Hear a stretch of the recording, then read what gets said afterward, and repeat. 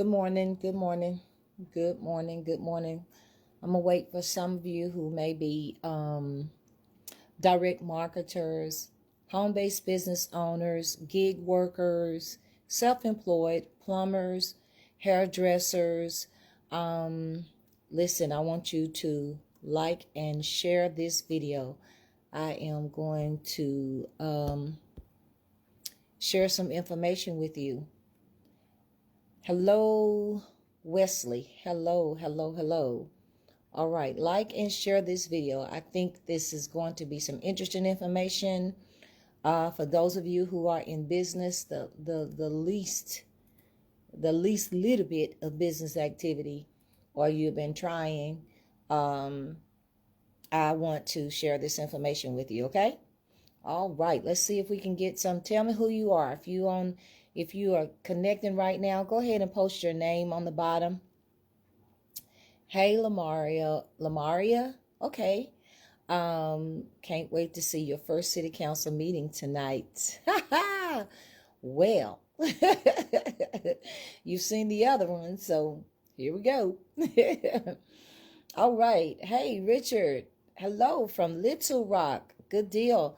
All right. Anybody else? Go ahead and post your name. Tell me where you are from if you are connecting with me. Okay. And this video. And you may come back around later. So, all right. All right. I see a few of you on here. A few. This is 12 o'clock. Maybe you can catch it. Hey, honey. Sure. I can't say your name. Fisher. I know you. I can't say your name. Look like we're not pronouncing it like it's spelled before. But listen, it's good to be here this morning. Wow. Yes, Dumas, Arkansas. Way to go, Dumas. Little Rock, Monticello. So listen, the title, I'm going to go ahead and get started. And it's not going to be real long. I just want to put a few things out there because many times when things happen governmental and we have opportunities, some of us are afraid to take those opportunities. I ran into several people who had the opportunity to be helped during the last time that the SBA offered PPP. It said hospital isn't this round of PPP according to sources. Hospital isn't in this round of PPP according to sources. Okay, so I don't know where they got that from. I have not seen that. I've seen any business entity, and I'm gonna. Okay, Karen, thank you. And I've seen all business entities. So if you fit, then I've not seen them excluded from it. But it's a couple of things on here that I wanted to share. So I'm gonna go straight to it.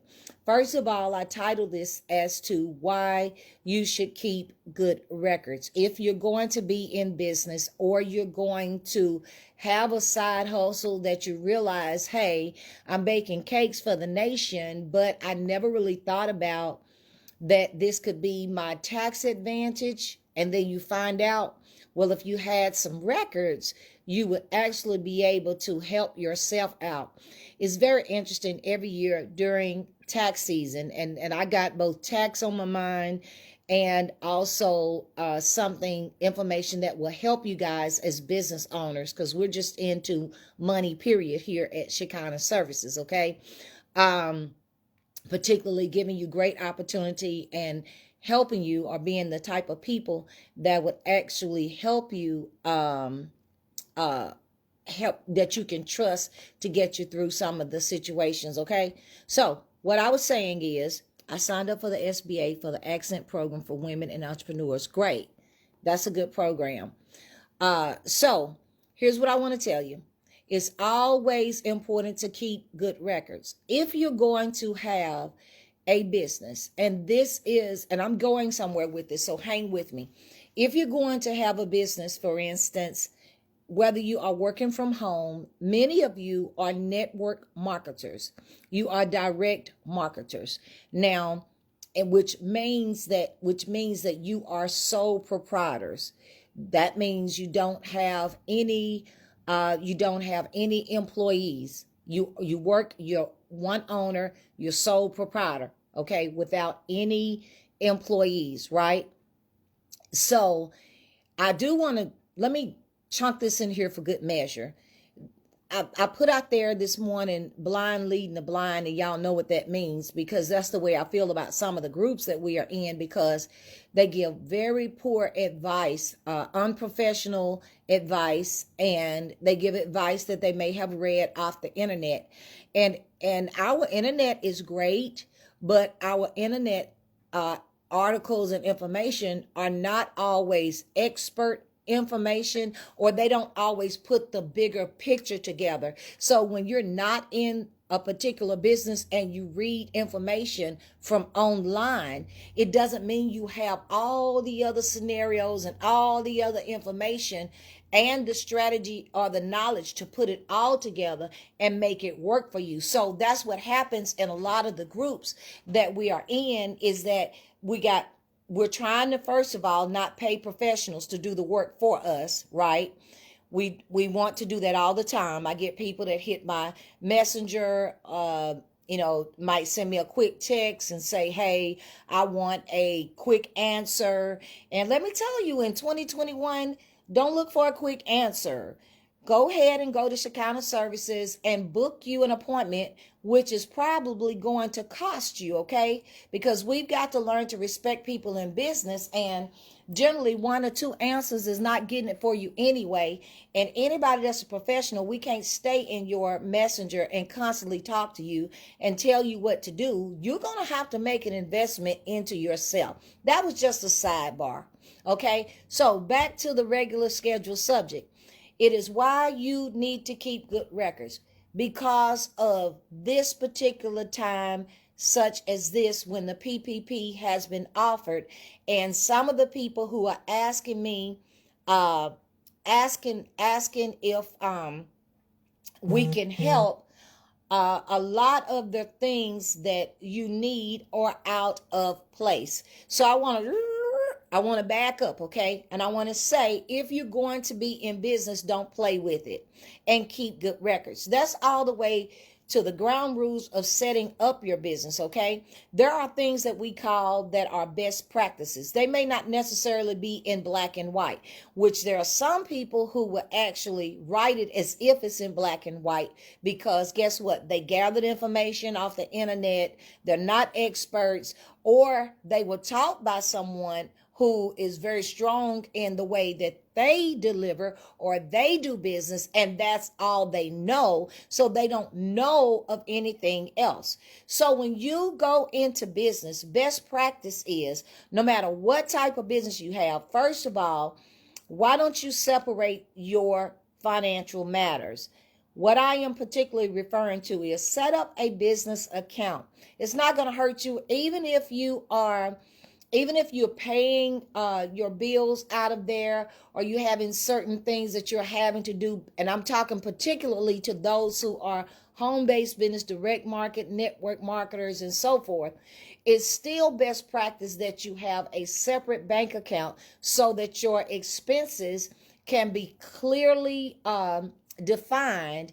And at the same time, at a time like this, when PPP is available, you will have these things in place. Now, what you do need to know, that's not record keeping, okay? That's not particularly record keeping. It's associated with record keeping. What comes after setting up your bank account is keeping up with your expenses. So some of you think that you can have a bank statement and then you can submit it to a tax preparer, and that's all you need. Well, that's not all you need. Matter of fact, if you were in an audit, auditors don't accept, most auditors will not accept your bank statement. Here's why. Let's use a little common sense. If you go to Walmart and you purchase Walmart, there's a transaction on there that has Walmart. You might go to Walgreens or anywhere, and the transaction has Walgreens. Okay, don't you know that you have to specifically categorize and explain the purpose the item and the purpose of which you purchased or whatever you purchased at Walgreens to make it be a business expense. Just because it's coming out of your bank account does not mean that it is a business expense. Okay, trying to help you all in 2021. And so therefore, you still need and should separate your information. I'm writing everything down and making copies of it. Okay, that still isn't good enough, because for every business transaction you have, if you want to take good records, you must explain the purpose, the location, and the date. Receipts themselves is not great record keeping. So this is why, since Wesley is on here, this is why, Wesley, I always refer you to my website, so that the little categorized and itemized sheet that I have, you can get that sheet and at least calculate what you have and put it in category, because that's another thing, is being in categories, because you never want to put anything on your tax return that just has miscellaneous on there, and it leaves auditors, IRS, state to guess, why did you do what you did and what exactly is it that you did. Okay, so good record keeping is a must. It is a must. If you're going to be in business, in any type of business, and seriously be about it, then you have to learn to practice. Does this happen overnight? No, it does not happen overnight. Good gracious. I'm going to tell y'all, I'm going to be transparent. I remember the first time I was trying to operate business, and I was just doing my networking business at that point. And I called my leader over, cooked him a steak and a meal, and said, hey, Ed, help me separate all these receipts from all these times I transacted business, right? Oh, boy. But I did cook him a steak. Okay, that's a huge no. That's why I can beat some of y'all up over the head right now, because, listen, when you have come through and you realize the purpose of it, and you've corrected your mistake, become disciplined, and your mindset changed, then you can go back and help somebody else. So it's all just to help you. Your items need to be categorized. You need to have a good system and in place, so that, and I know a lot of people use Excel. You try to go to Excel spreadsheet because you don't want to go to a software system that actually that you have to pay for. Okay, you don't want to go to one of those. I can make all of this in soft, but guess what? Some Excel spreadsheets have not passed the bill. You know why? Because you don't have the information in them that you need. You simply have transactions. And so this is why we have, I think Wesley just put up my website.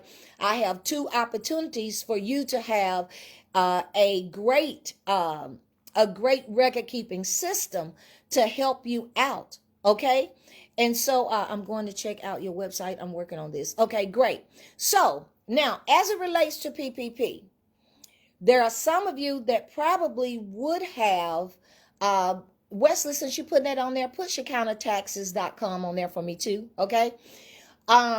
So since you have an opportunity to have PPP, I want to let you know that some of you, and I'm just dealing with this right now, I'll come back and do S Corp, C Corp, some of the requirements for the banks, particularly my bank, that is helping people get their PPP loans. If you are an independent contractor, self-employed, sole proprietor with no employees, is very little information that you have to have so that they can check to see if you have, if it's available for you. Okay, so you've got you simply, and when I talk about, many of you probably have contract work. That makes it you get a 1099, then you are a contract worker, and then possibly you have added a Schedule C to your individual tax return. If you have done that, then the possibilities are great that you may be able to apply for the PPP loan. That's the first thing I want you to do, is don't be so afraid. At least look into, do I qualify to apply? And then there are other, so I'll talk about that later. So the very simple thing, if you are, and this is, I'm talking about any contract, independent contract worker, gig workers, Uber Eats, oh Lord, what else you have? Lyft, and y'all know all this stuff that you have that's independent contracting, all of these things, direct marketing, all of these things qualify to at least look into if you have your business set up right, okay? So, and you do not always have to have an EIN. Can I deal with that? The EIN is for people who are going to have employees, right? Y'all just keep doing stuff. And you don't have to have an LLC. You need to find out if what you are doing, if you should be sole proprietorship, LLC, and then LLCs are just memberships, and then you go ahead and declare yourself a corporation, S Corp or C Corp. That's for a whole nother deal. And that's for a deal that you will probably have to pay for, because I'm going to do some webinars through the tax season to try to help you guys understand this, so you won't everybody just running out there jumping up and getting LLCs for no reason, when some of you guys could probably stay sole proprietorship, which is the easiest taxation it is. Yes, you will be taxed. So there's some other things, but I ain't gonna go into them right now. But I want to let you know, if you're an independent contractor, self-employed, sole proprietorship with no employees, all that's needed to apply is your driver's license, a canceled voided check, your profit and loss from your business. This is why I'm tying record keeping into this situation, because some people should be able to get this, but you have not done your first works. So out of this, I hope that you learn to do your first works. And so your profit and loss statement, in some banks, they will allow you to write your profit and loss statement and submit it, okay, if it's created for you. Some are asking that you have the one directly from your tax return. So when you have a profit and loss statement, if you have a profit, then you most definitely will qualify for assistance with the PPP loan. So sometimes, let me interject this as a tax professional, okay? Sometimes this is why you guys don't understand. You're always looking to lose in your business. Losing doesn't mean that you pay a lot for your taxes. Okay, I'm sorry. Profit does not mean that you pay a lot on your taxes. Okay, it could be that you have enough enough expenses incurred that just covers your liability, and you still make a profit in your business. This is why good strategy, good business mentors, you should have them. You should invest in yourself. Many of you have been my e-conners. You should stay aboard, because we teach you this, even though you want to defect and go do other things and scramble for the information. You get this with our training, okay? And so you need to know that that profit and loss statement are your expenses. And if they say, well, you can give me a separate profit and loss statement, then you create that. But what you want to do is you want to be sure that you have a profit. If you do not have a profit, then according to straight information, you are ineligible. But after having that, if you have any little profit, then you just give them a copy of your bank statement, particularly 2/15/2020, so that you can meet the guidelines for having your business open by February 15th, so that you will be eligible that way. I hope this makes sense to you. That's only 4 documents they're asking for. The first one is your driver's license. The second one is your voided check. The third one is your Schedule C. And the fourth one is your bank statement. Now, they understand that some of you probably did not have, or some of you did not have a separate business bank account, but your business funds run through that account. So I'm just recommend submit your things. And then there's nothing wrong with submitting your applications to several different banks to help you get through, and whichever one responds accordingly and give you the best deal, best offer, so forth, then of course that's what you always choose. Again, Shekinah Services has a lender for PPP. All you guys have to do is supply your name, your number, and your email address to me, and we will do what we can to make that happen for you. And that is it. Can you believe that if you are an independent contractor, self-employed, sole proprietor with no employees, you only are looking at 4 documents to submit to most banks, but I do know it's to my bank for you to be reviewed to see if you qualify. This also stands for, the first 4 documents stand for sole proprietors and self-employed people with employees. There's going to be one other document that's added if you have employees, okay? And that is Form 940. Your Form 940 for 2020 is your employer's annual federal unemployment tax return. FUTA. I can't say that with my lip. FUTA form, okay? And that is it. Those of you who have employees, those of you who have employees, those of you who have been setting this up properly, then you probably have it. So that's only 5, okay? That's only 5 documents. And they come with, what do we say again? Okay, let me go back over it.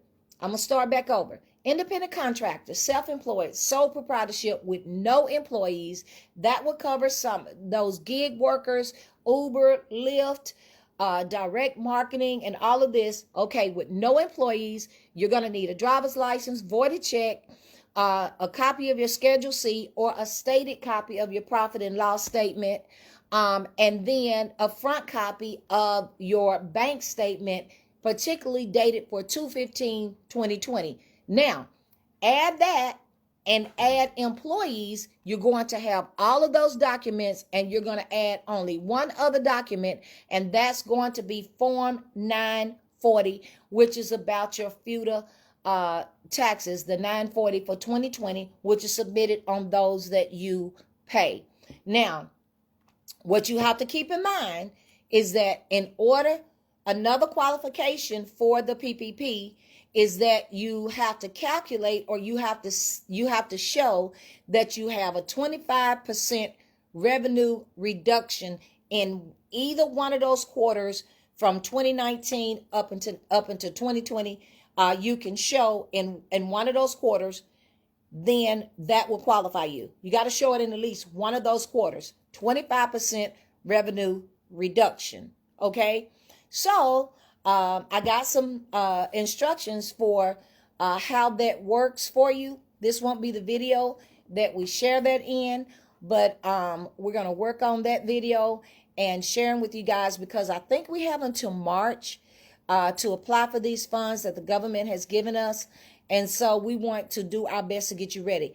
And I wanted to let you know that farmers, the information I had learned was confirmed yesterday by another CPA, that farmers who actually had a loss, you can still apply for the PPP. So there are going to be special circumstances for you, provisions for you if you got a loss and you were a farmer. As I get other information, I will come on and share it with you. Okay? All right. So do you have any questions? I hope this helped you guys, but I started off with good record keeping because this is what's hindering a lot of people from even trying, because they are not disciplined enough. Their mindset, if you're going to have a business, you need to have good record keeping, and you need to know, people, that you have over 475 deductions that are available to you if you are in business. Now, this is going to work for clergy, for nonprofit organizations and profit organizations. Do y'all hear me? 501c3 has been open to you. Some churches are 501c3. So also, I want you not to get bent on the fact that it says PPP loan. I heard one person in our training says they believe that putting loan on there was throwing people off because, of course, no one wants to make a debt. And so they think the government was smart in saying it's a loan, but it is a forgiveness loan. So there's still yet something to do. Once you get the finances, how about I'll put out some information. How many of you would actually join me on webinars so that I can share with you ways that you can keep records that may help you get your PPP loan forgiven? Let me know if you would, and we'll make that happen, okay? But there's still yet something you need to do once you have obtained those funds so that you can get it all forgiven, okay? Oh, and one other thing, some of us did not get forgiven because we got the EIDL on the first PPP loan. However, that will not count this time. It's not a part of the forgiveness so far. So it's a win-win situation if you have just the smallest things in place. Okay? All right? Okay. Thank you, Lamarla. Okay. If you will attend one, we will talk about it. All right? And I will set that date and get that out on the internet. Y'all have a great day, okay? Time to go in here and do some administrative work. Get some taxes out. Bye-bye.